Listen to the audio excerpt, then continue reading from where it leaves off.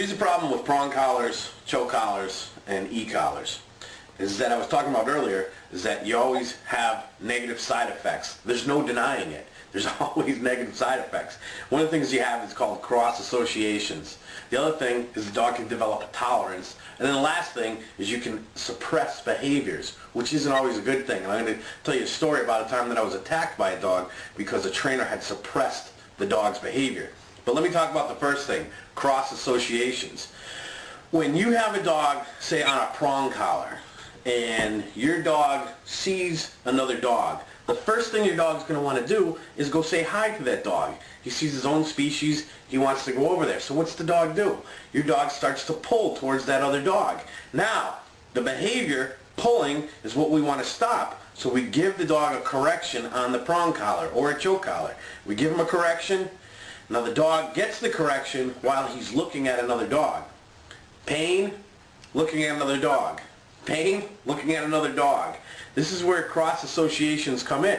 So your dog sees the dog, he starts pulling, you give a correction, we're correcting for the pulling, but your dog associates the correction with the sight of another dog. And this is where the dog starts to generalize, because now the dog sees another dog, starts to pull, we give a correction. Again, he feels the pain while he's looking at another dog.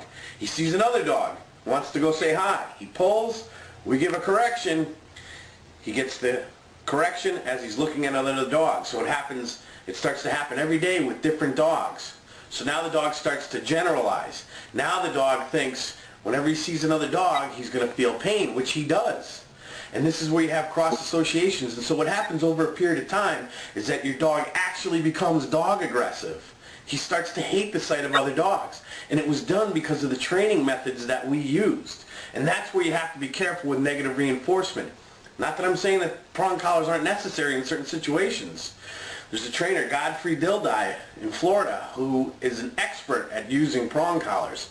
And on his video clips, he has some great training methods where he puts dogs on prong collars, but he makes sure that there's no cross associations. So that's what happens with prong collars and choke collars, and that's why we have to be so careful, because we've got to make sure the dog's getting the correction for the right behavior, and that we don't, as I said, cross-associate so the dog starts to become aggressive in other situations. I used to teach classes with dogs on prong collars, and at the beginning of a 6-week course, I'd see all these friendly dogs come in. And at the end of 6 weeks, I'd see all these dog-aggressive dogs go out. And that was because they were constantly getting corrected in the presence of other dogs. So that's where you have to be careful.